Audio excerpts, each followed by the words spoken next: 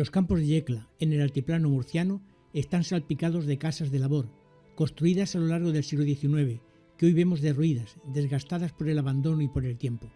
Con este documental quiero mostrar lo que ha sido de ellas, antaño residencia de agricultores que luchaban con la tierra y el clima para obtener su sustento diario.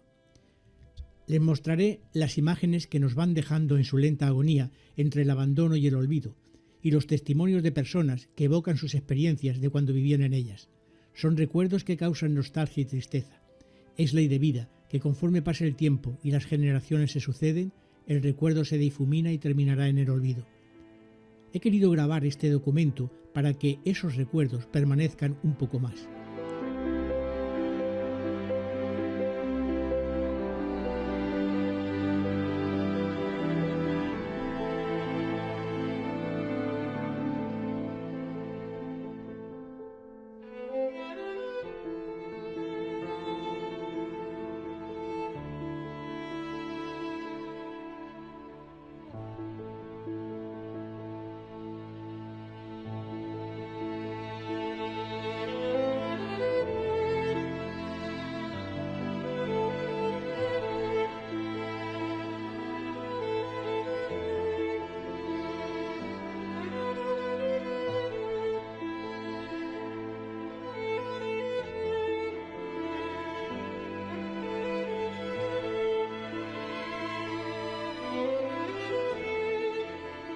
Este documental quiere ser la lectura de esa página de la historia de Yecla, cuyos protagonistas son las ruinas de esas casas abandonadas que nos permiten imaginar lo que significaron en su día. Es una página que se ha escrito en piedra, que cuenta cómo ese sector importante de la población yeclana construía sus casas y almacenaba el agua para sí y para sus animales. En ellas aún podemos visualizar con claridad la estrecha relación entre la naturaleza y las actividades humanas de los agricultores, nuestros abuelos y padres. Para verlo, solamente hay que acercarse a ellas, observarlas e interpretarlas, porque cada detalle nos dice algo. Importante es escuchar el testimonio oral, el recuerdo que queda en personas que fueron actores o testigos porque vivieron en ellas.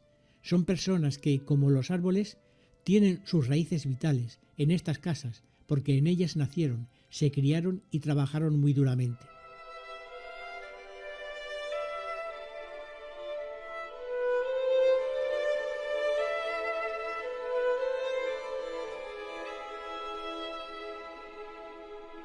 Las vemos cuando recorremos las carreteras que salen de Yecla o cuando nos adentramos en sus campos por el laberinto de sus caminos.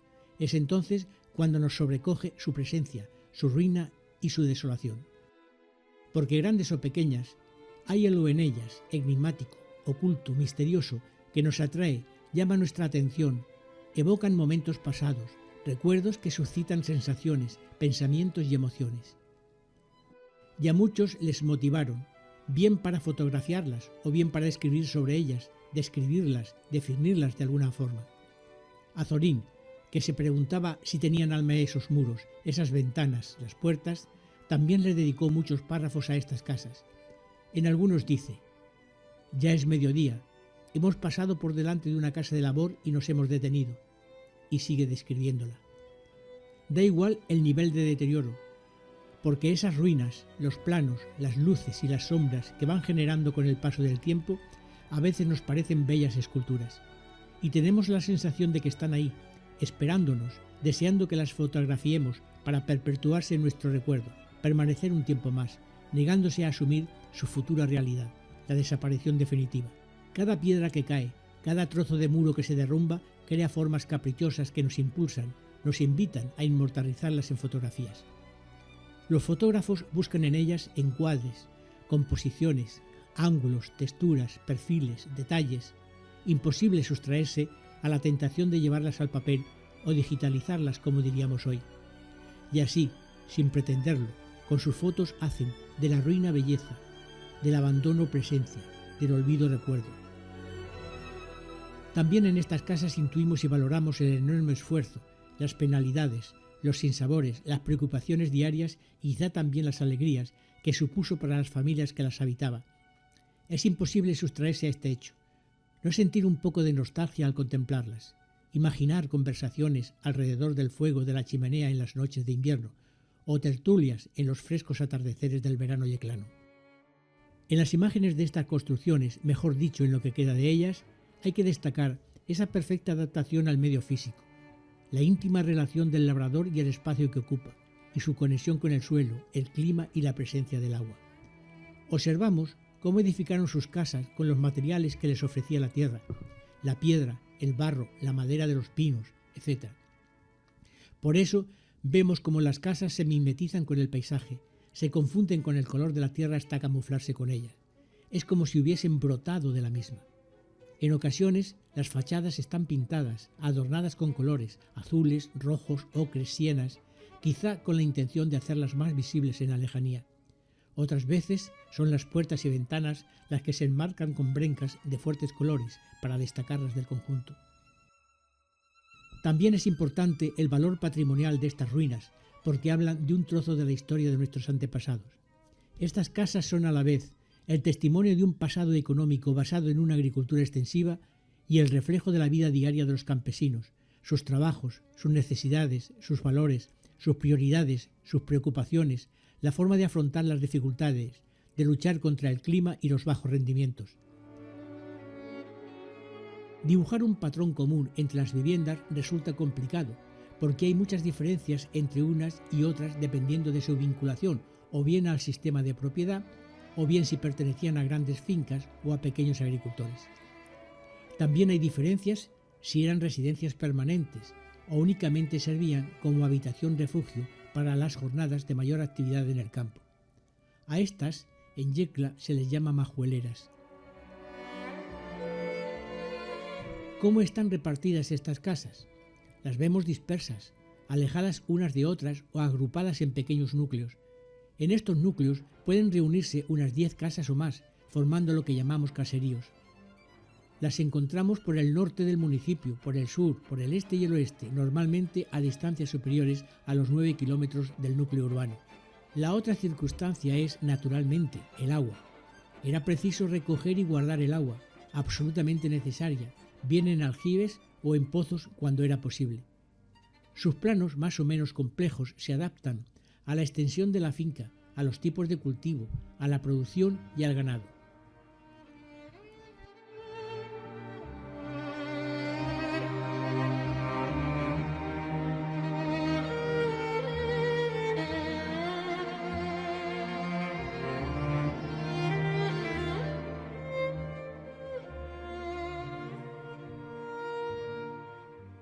Los materiales de construcción empleados son la arcilla, la piedra caliza sin labrar, tal cual la extraen del suelo, la madera de pino, etc. El hierro lo emplearon normalmente para el enrejado de las ventanas o balcones, que aún quedan, aunque muy pocos. Los muros se levantan con piedras planas, es la costra caliza o caliche, unidas por barro o a secas. En muchas ocasiones las paredes están enlucidas con barro. En las casas de labor que sirven de vivienda permanente, los muros suelen ser más gruesos para mejor defenderse del calor del verano y del frío del invierno. En esas casas, las paredes interiores se han enjabelgado con cal, yeso y tierras blancas u ocres que las hacen más acogedoras, más cálidas. También las he encontrado con pinceladas de azul en paredes y techos. Estas piedras son muy abundantes en casi todo el término municipal. Es propia de suelos calizos, como el del altiplano, y clima árido. En geología se les llama caliche. Son los materiales con los que se levantan los muros. A esta técnica se le llama piedra seca, que les da un color amarillento, especialmente llamativo en los atardeceres soleados. Estas piedras se extraen de los campos, así conseguían hacer más profundo el suelo cultivable. Es muy frecuente que las veamos apiladas en los márgenes de las parcelas, delimitándolas y en ocasiones utilizadas para diferenciar propiedades distintas. Impresiona imaginar el enorme esfuerzo físico que suponía extraer de la tierra estas piedras, una a una y a mano, porque las máquinas despedregadoras no aparecieron hasta la década de los 60 o 70. Se orientan al sur o sureste para aprovechar mejor la luz y el calor. Las fachadas son similares, una puerta principal bastante ancha y ventanas enrejadas a los lados. En ocasiones vemos en la fachada meridional unos porches o bancos de mampostería que sin duda servirían para salir al fresco en los días cálidos. Delante de las mismas es muy frecuente ver pinos que dan sombra a la vivienda, también olmos o nogales. Estos árboles, sobre todo los pinos, están presentes en casi todas las casas, grandes o pequeñas. El tejado suele ser a doble vertiente, con eje paralelo a la fachada, con un gran tronco de pino central sobre el que se apoyan las vigas, también de madera, descansando sobre las paredes norte y sur. En ocasiones ese eje central es un muro de carga. A veces las vigas se apoyan en las paredes de las habitaciones. También las hay con tejados a una sola agua. Las vigas de pino son firmes y robustas. Sobre ellas se extiende un enrejado de cañizo sobre el que se colocan las terjas curvas. Son las primeras en desaparecer por deterioro o por hurto, lo que sin duda influyó decisivamente en la ruina posterior al dejar la vivienda sin protección bajo la lluvia. El plano y la distribución de las distintas estancias es complejo y siempre responde a satisfacer las necesidades que imponen las tareas agrícolas. El conjunto es un poco laberíntico. Algunas casas, que sin duda estarían en fincas de gran extensión, tienen una parte dedicada a residencia temporal de los propietarios, normalmente en el piso superior o en el extremo del conjunto. En esta casa majolera vemos la sala con la chimenea y una puerta de acceso a la cuadra con 4 pesebres y al lado una especie de pequeño corral, así que las mulas entrarían y saldrían por la única habitación. Podemos observar la complejidad de la distribución de estancias en grandes conjuntos que pertenecen a fincas de gran extensión. Cabe suponer que fue creciendo sin una planificación previa. Tiene graneros, pajares, cuadras, almacenes, instalaciones para el ganado, bodega subterránea, incluso una ermita.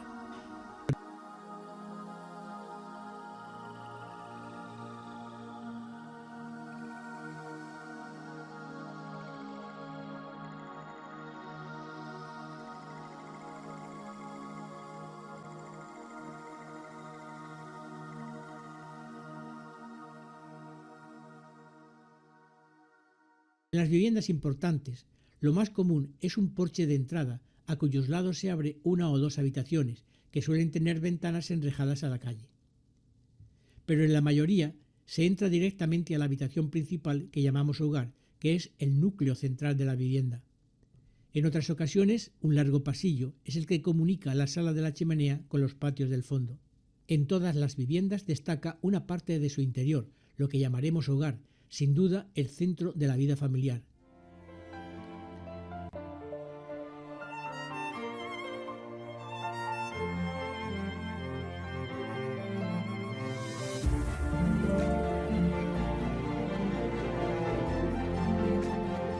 En las casas de labor nunca faltaba una sala con una enorme chimenea sobre el suelo y con un palo cocinero de pared a pared.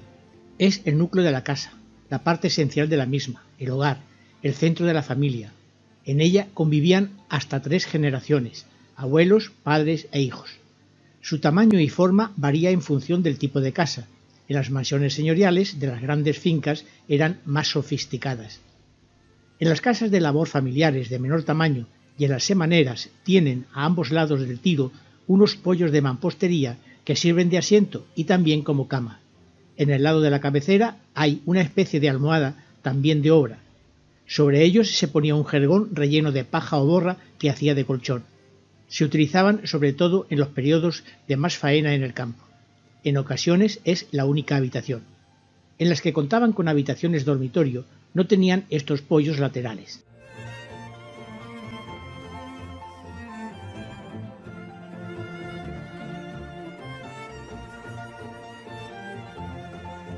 Es difícil imaginar, con tanto escombro, cómo pasaban en ella los días del crudo invierno yeclano al abrigo del fuego.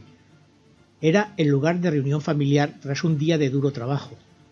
Se contaban anécdotas, historias pasadas, cosas de la vida, chismorreos, se hablaba del tiempo, de la falta de lluvia. A veces alguna visita traía noticias del pueblo. Esas horas también se aprovechaban para hacer trabajos necesarios. Así, los más mayores hacían cordetas que eran muy útiles para atar cualquier cosa, como las gavillas, o picaban esparto para hacer cuerdas más suaves y fuertes. Era el momento también de hacer bolillos, bordar, zurcir, remendar. Y todo a la tenue luz de un candil, ese utensilio antiguo formado por un recipiente para el aceite con una torcida como mecha y un gancho para colgarlo. Seguro que todos lo recordamos. Sus antecesores, las lucernas, se remontan a miles de años, como lo atestigua la arqueología. También se utilizaban velas. Las noches de verano salían a la calle a tomar el fresco, colgaban de la puerta el candil, pero que la más mínima brisa los apagaba. Pronto fueron sustituidos por los carbureros o lámparas de carburo, inventado por Enrique Alexandre y Gracián en Barcelona en 1897. Como sabemos, el carburo reaccionaba con el agua y producía acetileno, un gas inflamable que proporcionaba una luz uniforme, clara y agradable. En fin, una vida muy distinta a la de hoy, más ligada a la naturaleza. Resulta curioso que estas estancias como centro de la vida hayan sido motivo para ilustrar los meses de invierno en el libro miniado de las muy ricas horas del duque de Berry en 1408. Junto al hogar, otra pieza imprescindible es el horno. Aquí se hace el pan diario, los asados, las pastas, las tortas, empanadas, etc. Los he visto en la mayoría de las casas que he visitado en mejor o peor estado. Suelen estar en la misma estancia del hogar, junto a la chimenea, pero también en habitaciones contiguas, incluso en los patios. Los hay de diversos tamaños, algunos son pequeños, pero otros tienen una gran capacidad. Se supone que en función del volumen de la familia. Este se hizo en el año 1900 y aún funciona. El número de habitaciones depende de la importancia de la casa y esta a su vez del volumen de la finca. Lo más común es que se acceda a ellas por un pasillo al final de la sala principal o bien por unas escaleras que conducen al piso superior. Normalmente están vacías, pero algunas conservan camas, sillas y sobre todo escombros, lo habitual.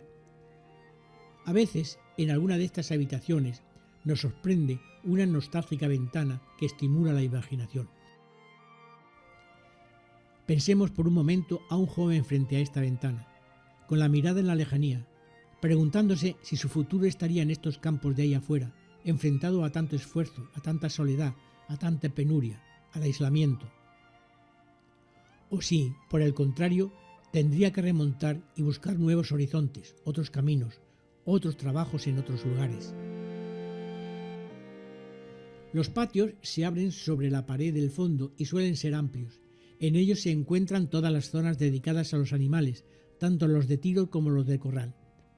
Vemos cuadras con sus pesebres, cochineras para los cerdos, gallineros, conejeras, etc. Los cerdos también tienen reservado un lugar protegido. Estos animales son una parte fundamental de la dieta diaria, como podríamos imaginar. Estos patios son los que guardan el ganado, aunque en ocasiones hemos visto que tenían una tina separada del patio y cubierto para el invierno. Aquí se refugiaban cuando regresaban al atardecer de pastar por el monte. En ocasiones se tenían hasta 150 o más cabras, dependiendo de la propiedad.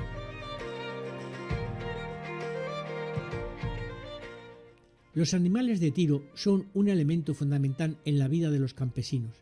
Sin ellos sería imposible muchas de las tareas diarias, fundamentalmente para labrar los campos, para los desplazamientos y para el transporte de la cosecha. Por eso los pesebres están en todas las casas que he visto, nunca faltan, y su número varía en función de los pares de caballerías que tenga la finca. En las mansiones correspondientes a fincas grandes podrían haber hasta 12 o 14 pares de mulas. Siempre se pueden ver, por muy arruinada que esté la casa. En la pared se clavaban estacas de ramas secas que servían para atar a las mulas o para colgar aparejos y otros enseres necesarios. En las casas más humildes, lo normal era tener 2 mulas, aunque a veces se labraba con una sola. Se las resguardaba de las inclemencias del tiempo, alojándolas en espacios acotados y techados. Pese a su deterioro, aún pueden verse los arranques de las vigas del techo y las estacas clavadas en la pared. El palomar es otro de los elementos siempre presentes en estas casas y suelen ocupar la parte superior de pequeñas torres o partes más altas de las casas de 2 pisos. Los pichones son uno de los manjares preferidos en la dieta del campesino. El tamaño del palomar era un indicativo de la riqueza del sitio. Casi en todas las casas de campo, sobre todo lo que se llamaban casas de labor, que eran ya casas con una propiedad de tierra mayor, casi en todo había un palomar, porque era uno de los recursos que se utilizaban más para la carne. Se comían los pichones, se limpiaban los palomares, y cuando se limpiaba un palomar, pues también era otra fuente de abono. Entonces no había ni abonos químicos ni esas cosas, muy difícil, ¿no? Y claro, yo recuerdo que todo lo que era la basura de los palomares, que era una basura tremendamente fuerte, los campesinos tenían que llevar mucho cuidado de no echar excesiva basura de esa, solían mezclarla pues con los restos de otros animales, como en fin, había cuadras y entonces había mucha basura y se solía mezclar la de los palomares. Y sobre todo en la época de cuando se cogían los pichones, pues era una fuente de alimentación fabulosa.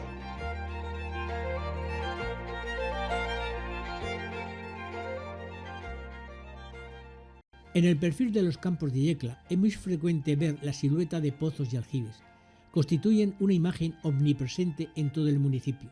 No podía ser de otra forma debido al clima semiárido de Yecla. Estos campos del altiplano constituyen una zona endorreica, sin cursos de agua, por eso se les ha buscado en pozos, almacenando la lluvia caída sobre los tejados o conduciendo la escorrentía hacia los aljibes. Son importantes, imprescindibles, porque abastecía del agua necesaria a la casa, al ganado y a una pequeña huerta, a veces también a caminantes sedientos. Una de las tareas más importantes de los labradores era mantener siempre en condiciones las tierras por donde discurría la escorrentía para que el agua se dirigiera a estos aljibes.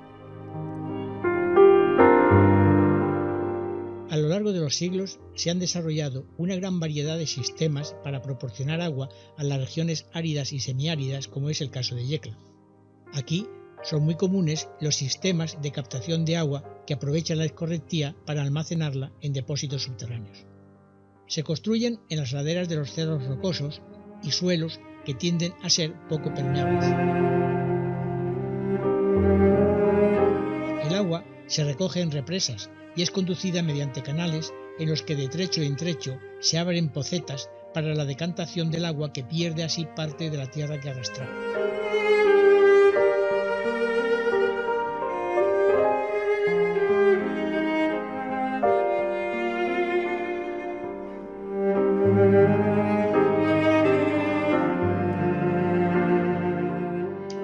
Estos depósitos están cubiertos por una bóveda de piedra que tiene como finalidad evitar la evaporación.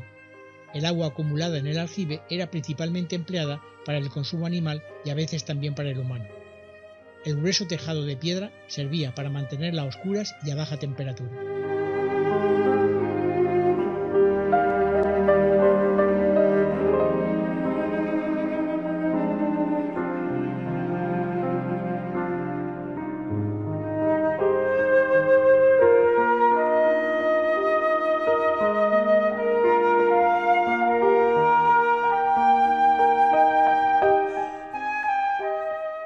Este otro ejemplo corresponde a una casa situada en el paraje de las Teatinas. Aquí también vemos perfectamente el canal que recogía el agua tras la lluvia y la conducía al interior del aljibe. Me contaban que cuando la lluvia era muy fuerte, el agua arrastraba bichos, escarabajos, excrementos del ganado, y que al entrar en el depósito formaba una capa bien visible que además daba mal sabor al agua. Se higienizaba con bolas de cal, que se introducían envueltas en arpilleras, pero el sabor seguía siendo desagradable, y para corregirlo también se introducían en el agua manojos de retama que, aunque amargaba un poco, disminuía bastante el mal sabor.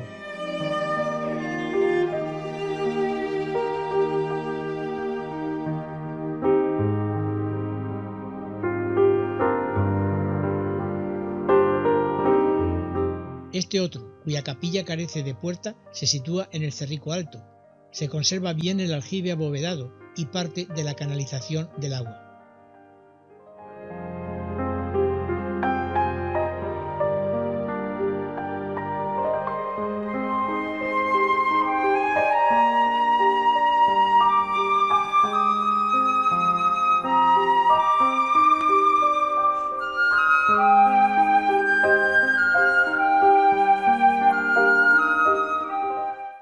Villahermosa encontramos otro aljibe interesante. En este caso, la bóveda que lo cubre ha sido sustituida por vigas de cemento. El interior nos muestra el lodo que ha quedado como residuo. La vegetación que lo rodea nos impide ver la entrada del agua y los canales que la conducían.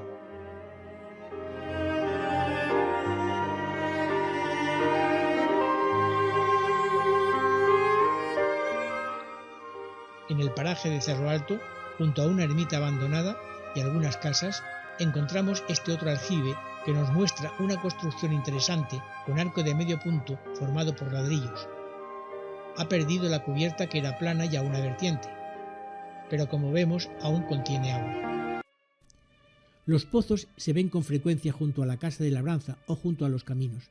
Son sencillos, con brocal, capilla y cimbra. Una cuerda atada a un pozal suspendida en una garrucha permitía elevar el agua. En los que aún están en uso se utilizan bombas eléctricas. El agua de los aljibes se utilizaba principalmente para los animales y la del pozo para las personas, siempre claro que fuera posible. Los pozos son perforaciones que han alcanzado algún manto de agua que los abastece continuamente, proporcionando el agua necesaria para el consumo del hogar y del ganado. Este pozo es en realidad un aljibe que se llena con agua de manantial que había más arriba y traída por un canal. Como vemos, tienen un revestimiento que los impermeabiliza. Cuéntame el origen del pozo, por ejemplo. Nada, pues aquí es un pozo que hay en la Casa Caparrota, de agua viva, y tiene lo que es el diámetro del aforo estará en torno a 1,5 metros. Y la profundidad del agua, donde está el agua, es sobre 29 metros aproximadamente. Y entonces nada, nosotros la utilizamos el agua, pues tenemos una bombica eléctrica y la utilizamos para el suministro aquí de la ganadería y de las casas, básicamente.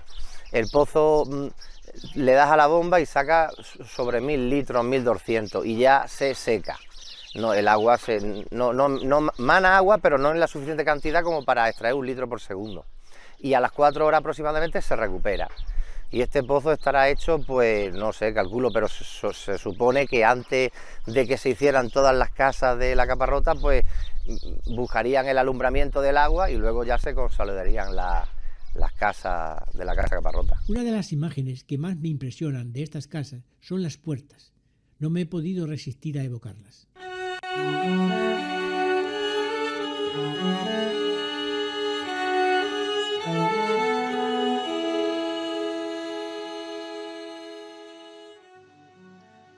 Estas puertas son la transición entre la realidad presente y un pasado desaparecido.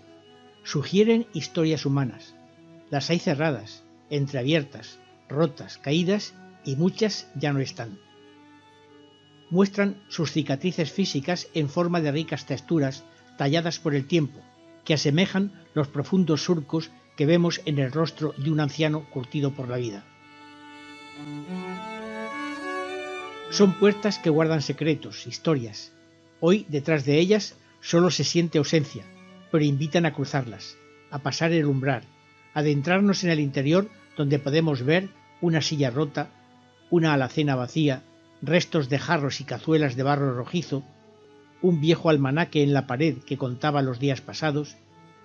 Podemos intuir los sueños nocturnos de los labriegos, agotados, rendidos por el duro trabajo en la tierra, tendidos en los poyos con una teja como almohada.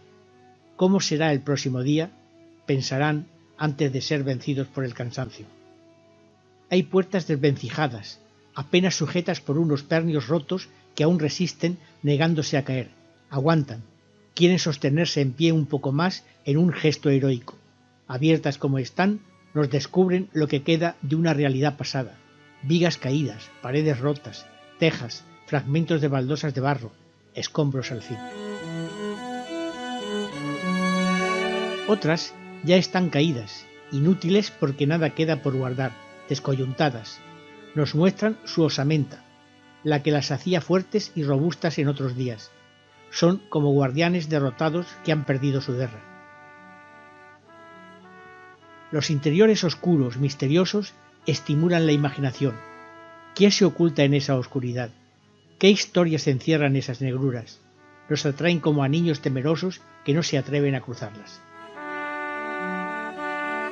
Otras al fin ya no están, tan solo queda su huella, y todas, en pie o no, caídas o a punto de hacerlo, crean formas de una extraña belleza.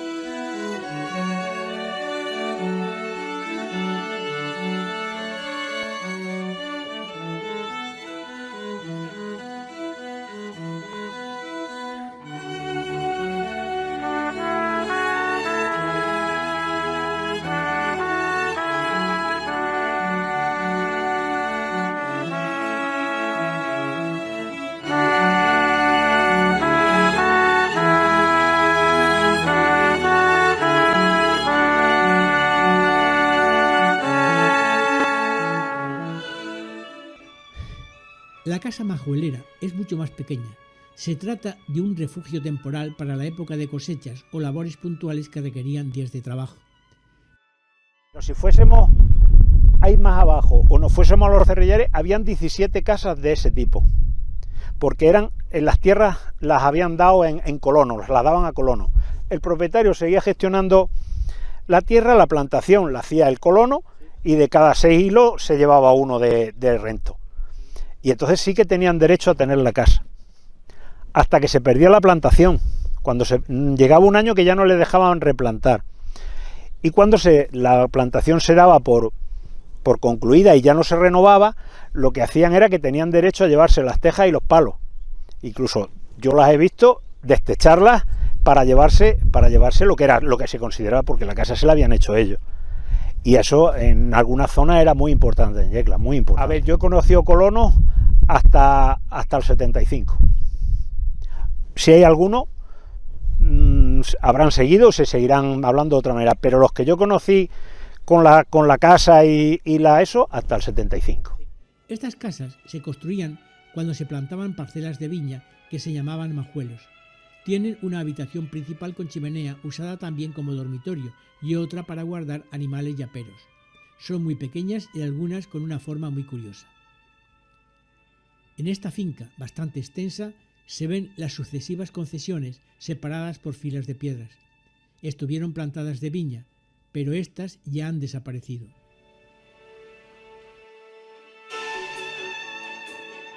Después de haber escuchado tantos testimonios de cómo se desarrollaba la vida en estas casas, la podemos calificar de dura, muy dura. En los periodos de poda o vendimia, los trabajos se solían hacer en común, los vecinos se ayudaban unos a otros, las tareas sencillas en ocasiones se les encargaba a los hijos. Si la extensión era muy grande, se contrataban jornaleros. Una tarea importante era el acopio de leña, principalmente sarmientos y cepas para la chimenea. También poda del olivo y del almendro. Si faltaba, se recogía del monte leña seca, aunque esta tarea no estaba permitida.